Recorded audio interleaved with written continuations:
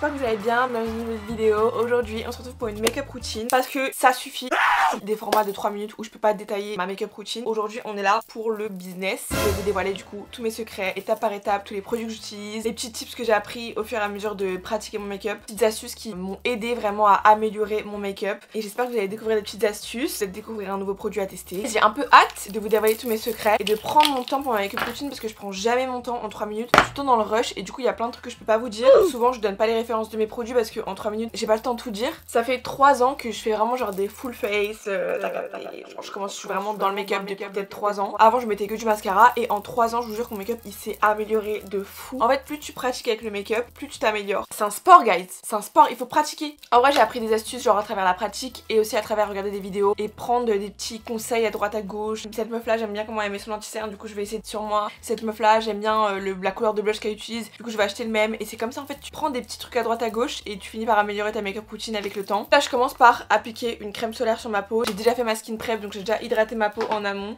toute façon vous connaissez ma skin prep, il y a des centaines de vidéos de moi qui utilisent mes crèmes Drunk Elephant pour hydrater ma peau. Du coup là on commence direct avec la crème solaire. C'est hyper important de mettre un SPF tous les jours, même quand il fait pas super beau dehors, parce que ça va aider avec les taches que vous pouvez avoir sur la peau. Ça va aider plus tard à réduire les signes du vieillissement, etc. Vraiment, moi ça m'a lissé ma peau parce que j'ai une peau qui est acnéique, j'avais des cicatrices et tout. Et ça m'a vraiment aidé, genre la crème solaire, alors que c'est pas du tout un actif skincare tu vois. Et là on va passer directement à la base. Je vais utiliser celle de chez Tatcha. En gros c'est la version hyper chère de ma base Elf qui coûte genre 5 $, un truc comme ça. La base c'est une étape qui est hyper négligée parce que souvent, moi la première, avant j'étais là en mode mais vas-y la base ça change rien, je mets une crème hydratante ça suffit et tout. Et en fait la base ça change tout parce que ça va venir combler les petites ridules, ça va venir lisser votre visage et préparer votre peau au maquillage, donc c'est hyper important. Si votre make-up il ressemble pas au make-up des meufs d'Instagram et que vous n'utilisez pas de base ni de crème hydratante, franchement posez-vous les bonnes questions. On va passer au fond de teint. Pendant hyper longtemps j'ai pas mis de fond de teint pendant vraiment des années parce que j'étais là en mode vas-y ça va faire cakey sur ma peau, ça va faire effet matière et tout, c'est trop moche. Et en fait le fond de teint c'est ce qui a amélioré mon make-up. Donc si votre make-up il ressemble pas au make-up des meufs d'Instagram, c'est parce que vous en mettez pas assez. Et surtout aujourd'hui t'es pas obligé de payer 60 € pour avoir un bon fond de teint. Il y a plein de formules de fond de teint qui sont géniales, qui sont en dessous de 30 € et je vous promets le fond de teint ça fait pas toujours un gros effet cakey, effet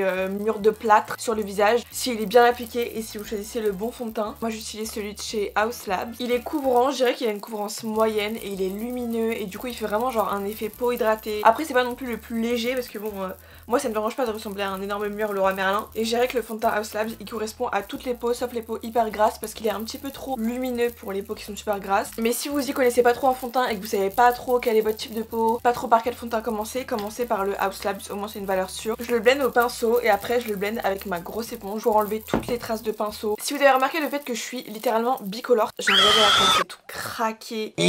C'est parce que je vais refaire mon auto-bronzant mais en fait j'ai un événement hyper important jeudi et du coup je peux pas le faire maintenant aujourd'hui mon auto-bronzant parce que sinon je devrais re-enlever et tout recommencer mon auto-bronzant dans 2 jours. Du coup j'attends vraiment le dernier moment pour enlever mon auto-bronzant. C'est pour ça que là je suis une grosse crasseuse qui est bicolore. Juste fermez les yeux, genre pitché. Vous êtes habitué à pire avec moi donc faites genre vous avez pas vu. Let's just collectively ignore that.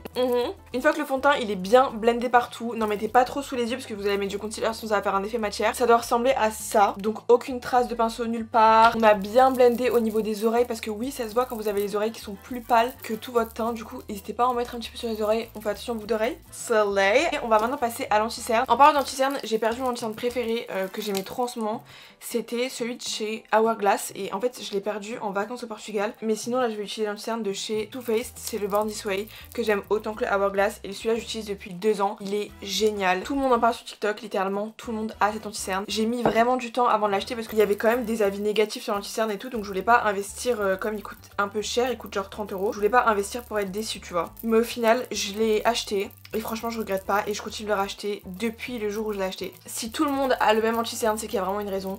Il est super bien, il est super couvrant, mais en même temps il est pas trop desséchant, asséchant, je sais plus. Bref en gros il va pas trop te faire des ridules sur les yeux tu vois. Du coup à l'anti-cerne j'en mets sous mes yeux parce que je trouve que j'ai vraiment des super grosses cernes. Je sais pas si ça se voit bien à la caméra mais dans la vraie vie je vous promets j'ai des super grosses cernes et j'en mets un petit peu genre là où j'ai des boutons. Je suis pas une méga fan de mettre de l'anti-cerne partout et je blende toujours mon anti-cerne avec un beauty blender. Il y en a qui le font au pinceau. Pendant un moment moment je le faisais grave au pinceau. Il y a deux teams, il y a juste team pinceau et team blender et moi je trouve que l'anti-cerne c'est vraiment fait pour être estompé au blender. Ça marie parfaitement l'anti-cerne à ton teint, ça fait un effet un peu plus naturel. Et le pinceau, quand je l'estompe au pinceau pour l'anti-cerne, j'ai toujours des traces de pinceau, ça fait un effet matière et tout. Genre comme le pinceau il boit moins l'anti-cerne, bah ça fait plus d'effet matière sur moi. Bon, pile le jour où j'ai essayé de filmer, là ça va pas du tout. J'ai des petites plaques de sécheresse. En fait comme je prends un traitement pour l'acné, parfois ma peau elle dessèche totalement et là je sens que tout autour de mes yeux c'est hyper tiraillé et du coup j'ai des petites plaques. C'est vraiment, ça m'arrive jamais, ça m'arrive toujours où je filme. Moi avec l'anti-cerne, c'est vrai que j'aime bien en appliquer vraiment ici, mais pas trop près de mes yeux. Là je trouve que j'en ai un peu trop mis autour de mes yeux parce que sinon je trouve que ça fait moins naturel en fait. Quand il y a trop d'anti-cerne qui est vraiment collé à l'œil, je trouve que ça fait pas naturel, ça enlève le halo naturel, vous savez, parce qu'on a une toute petite ombre juste là. Donc moi j'aime bien concentrer mon anti-cerne ici sur le cerne, mais pas trop près de mes yeux. Dans mes vidéos on prétend que j'ai pas le contour des yeux super sec, c'est tout le temps quand je filme. Anyways, moving on to bronzer you guys. Du coup pour le bronzer je vais utiliser ça, bronzer, contouring c'est la même chose. Techniquement c'est pas la même chose, le contouring c'est censé être sous ton froid, le bronzer sous ton chaud. Mais moi écoutez, je m'en fous. Du moment que je mets un truc marron qui me skinifie le visage, du coup je vais utiliser la palette de chez Make Up Forever. Elle est comme ça, she's so pretty you guys. J'ai vu pour la première fois dans une vidéo Vogue, je la trouve trop bien parce que du coup dedans t'as du fond de teint, t'as du blush, t'as du correcteur pour les boutons, pour les cernes, du bronzer et les formules sont vraiment super bien, genre Make Up Forever c'est vraiment du make-up de qualité. Surtout par exemple le bronzer il va pas faire de taches, il s'estompe super bien, il dure super longtemps sur la peau. Non mais ça m'énerve cette histoire de contour des yeux secs. Du coup je viens mettre du bronzer sur mes joues pour skinifier mon visage tout simplement et être la skinny legend que je pense être. Et j'en mets un petit peu sur mon front parce que je trouve que j'ai un grand front, du coup j'aime bien mettre sur le haut de mon front, sur les côtés de mon front, mais j'en mets pas beaucoup parce qu'après on va mettre un bronzer poudre.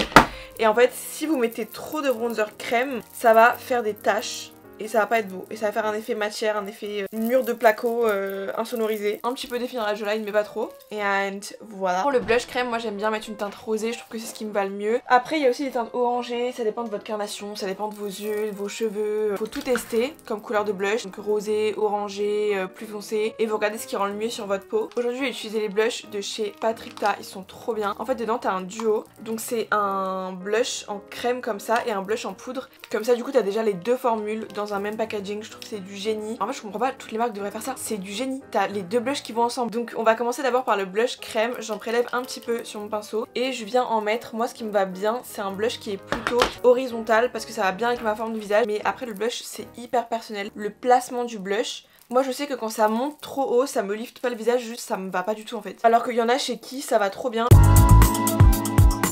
Maintenant que toutes les étapes crème sont faites, on a un visage qui brille de partout. Ça rend trop bien sur les photos, mais dans la vraie vie ça fait gras. Déjà ça fait grave gras. Et au fur et à mesure des heures, ce make-up là il va vraiment bouger de partout, ça va être horrible. Vous allez sortir en bombe, vous allez rentrer, vous allez voir votre make-up va être tout déplacé, vous allez avoir des taches, vous allez avoir des trous dans le make-up et tout. Donc c'est vraiment pas beau, faut set le make-up, il faut mettre de la poudre. Je sais qu'il y a des gens qui mettent pas de poudre, mais je vous jure que je comprends pas. La poudre vraiment c'est la partie de mon make-up qui est essentielle, qui change tout. Parce que c'est ce qui va faire durer mon make-up et c'est ce qui va lisser le tout. En fait ça va tout flouter, ça va tout lisser, ça va donner cet effet genre filtre. Je vais vous montrer comment moi j'applique ma poudre sur mon visage. D'abord je prends un pinceau comme ça, c'est un pinceau de chez Nars, il est hyper stylé by the way. Et je vais en mettre une fine couche sur les zones à poudrer. Il y en a qui poudrent tout leur visage, il y en a qui poudrent juste la zone T. Moi perso ça dépend des jours, ça dépend de ce que j'ai à faire. Si genre j'ai une soirée où je sais que je vais transpirer et tout, là je poudre tout mon visage. Mais sinon quand j'ai la flemme je poudre que ma zone T, donc c'est à dire ici le front, le nez et le menton. Donc je mets une fine couche un peu partout et je vais aussi en mettre en dessous des yeux. Et c'est hyper important de bien choisir sa poudre, c'est je trouve un des produits où il faut vraiment mettre le budget. Faut pas avoir peur, faut pas être effrayé parce que c'est un des produits qui va vraiment faire la différence dans votre make-up routine. Une fois que j'ai mis une fine couche partout,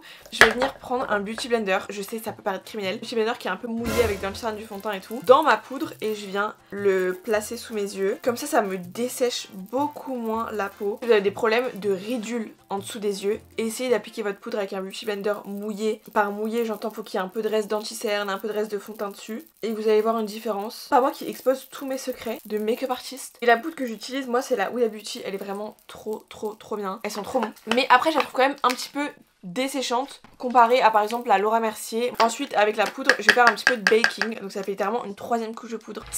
Mais je vous promets faites pas confiance. En fait si votre make-up il rend pas comme les make-up des meufs d'Insta, c'est parce que vous en mettez pas assez et c'est parce que sûrement vous mettez pas assez de poudre. Faites-moi confiance, la poudre c'est vraiment ce qui change tout à votre make-up.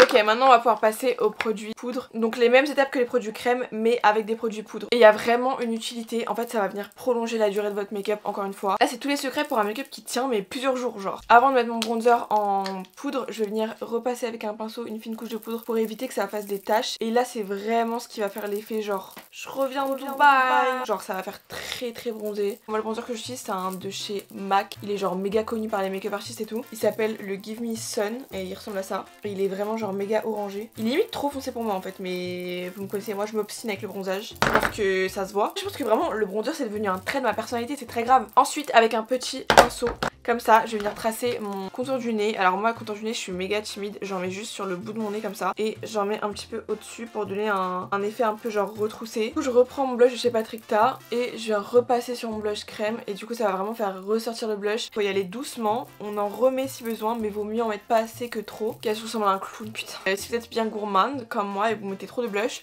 prenez la houppette que vous avez pris avec de la poudre et venez repasser par dessus pour fondre les deux matières. Ok, maintenant que tout est blendé, on va venir avec un pinceau. Poudre, retirer tout l'excédent de poudre. On va passer aux yeux. Donc je mets un petit peu de fard à paupières. En ce moment je suis un peu folle, je suis un peu crazy. Je vais prendre la palette de chez Huda Beauty. C'est celle-là. C'est la grise creamy. Et en fait t'as des fards qui sont un peu genre crémeux.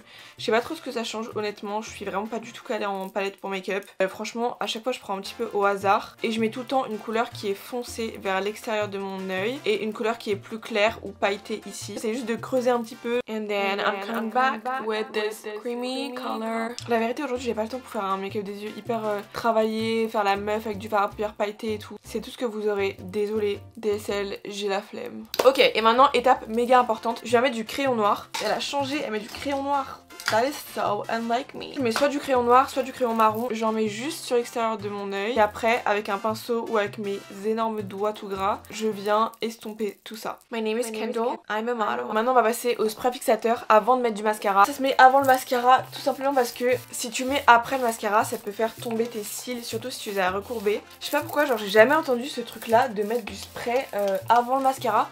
Mais moi, c'est tout le temps ce que je fais. Parce que dès que j'en mets après, ça fait tomber la courbure de mes cils. Pour le spray fixateur, je vais prendre celui de chez Maybelline, c'est le Lasting Fix. Je sais pas s'il est meilleur que les autres, mais il est pas mal. Mais si vous voulez vraiment savoir le thé sur les sprays fixateurs, on est là pour ça. Là, on a le temps, on est sur une vidéo YouTube. Le meilleur spray fixateur pour moi, c'est celui de chez Milk. Pas parce qu'il va faire durer votre make-up plus que ça, mais tout simplement parce qu'il va vraiment enlever l'effet matière sur votre visage. Vous n'aurez plus aucune trace de poudre et on va voir votre peau briller comme si vous aviez mis genre des produits pour une peau glowy, tu vois, alors que t'as mis full poudre et alors que ton make-up il va durer jusqu'au lendemain. Mais ça donne vraiment l'illusion, genre cet effet peau nue, peau qui brille, peau en santé. Genre à chaque fois que je le mets, on me complimente sur ma peau et on me demande comment je fais pour en même temps avoir un make-up mat mais en même temps avoir un make-up glowy et surtout avoir une full face qui fait naturel. C'est vraiment ce spray là de chez Milk, il a changé ma vie. Depuis que j'utilise, mon make-up n'est plus pareil guys. J'allais oublier alors que je vous ai promis de vous transmettre tous mes secrets dans cette vidéo. J'allais oublier de mettre mon fard à paupières préféré. C'est celui de la palette Huda Beauty et c'est la teinte celle-ci, Héroïne. Celle-là là, elle est un peu claire. Et en fait ça, avec un petit pinceau un peu plat, un peu rond, je vais en mettre ici. Et c'est ce qui va vraiment donner l'illusion, genre œil un peu genre lifté. Ce fard là, il marche trop bien. J'ai l'impression qu'il change la forme de mes yeux, genre il les étire. Maintenant on peut passer au mascara. En vrai j'ai fait plein de vidéos sur comment je fais mon mascara, j'en ai fait plusieurs parce que j'ai une manière hyper spécifique de faire mes cils. En fait je les prends, je les pince dans un recourbe-cils en regardant tout droit pendant peut-être 20 secondes comme ça. Et une fois que mes cils sont recourbés, je fais un œil après l'autre. Vous me demandez pas pourquoi c'est aussi spécifique, ok, mais j'ai une routine pour que mes cils rentrent bien. Et maintenant je vais venir avec un mascara waterproof, appliquer une première couche de mascara. Oui, je fais vraiment une fine couche pour pas trop alourdir les cils. Et mes mascaras sont tout le temps waterproof parce que c'est ce qui me permet de tenir la courbe de mes cils.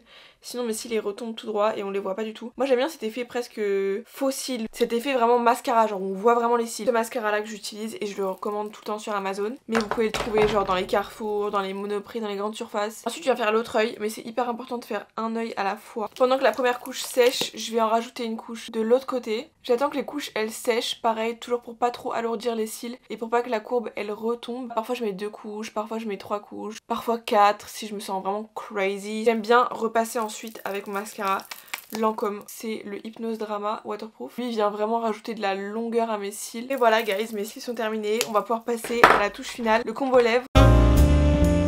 J'ai une une obsession pour ce kit de chez Huda Beauty. Là, un crayon à lèvres et un gloss. Il y a plusieurs références de crayon à lèvres que j'utilise tout le temps. Celui-là de chez Huda Beauty, il en fait partie. C'est la teinte Warm Brown et ce que j'aime trop, c'est qu'en fait il dévisse. Du coup c'est méga pratique quand tu sais tu prends dans ton sac et tout.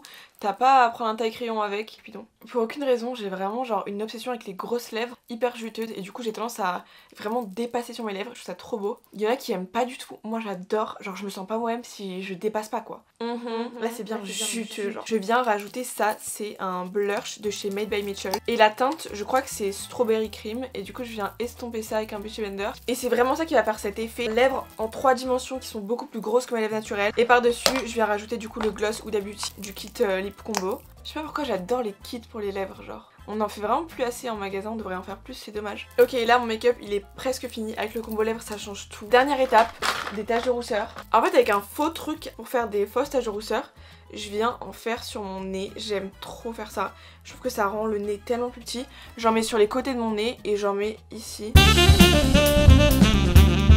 Et voilà, I'm done with the makeup. Je sais pas ce que vous en avez pensé. J'espère que vous avez appris genre des petits, je sais pas, des petites astuces. Ou je sais pas, peut-être que vous avez repéré des produits que vous voudriez tester. N'hésitez pas dans les commentaires. Sur ce guys, moi je retourne ranger ma chambre. C'est un mess, mais genre vous avez jamais vu ça, c'est un mess. Il y a du bazar partout dans ma chambre. Genre là, tout ce que j'ai sorti pour filmer la vidéo, enfin vraiment c'est une dinguerie. Ma chambre est tout le temps en bordel, je comprends pas. En ce moment vraiment c'est tous les jours. Genre j'ai beau la ranger, le lendemain elle va re-être en bazar. Je sais pas, c'est une très bonne journée. J'espère que mes cheveux attachés ça vous a pas trop dérangé, le fait que je sois chauve et que mon front soit une piste d'atterrissage. J'espère que ça vous aura plu et que j'ai pu répondre à vos questions sur quels produits j'utilisais, quelles étaient mes techniques, etc. Voilà, faites-moi vos retours dans les commentaires. Sur moi je vous dis bisous. Bye guys.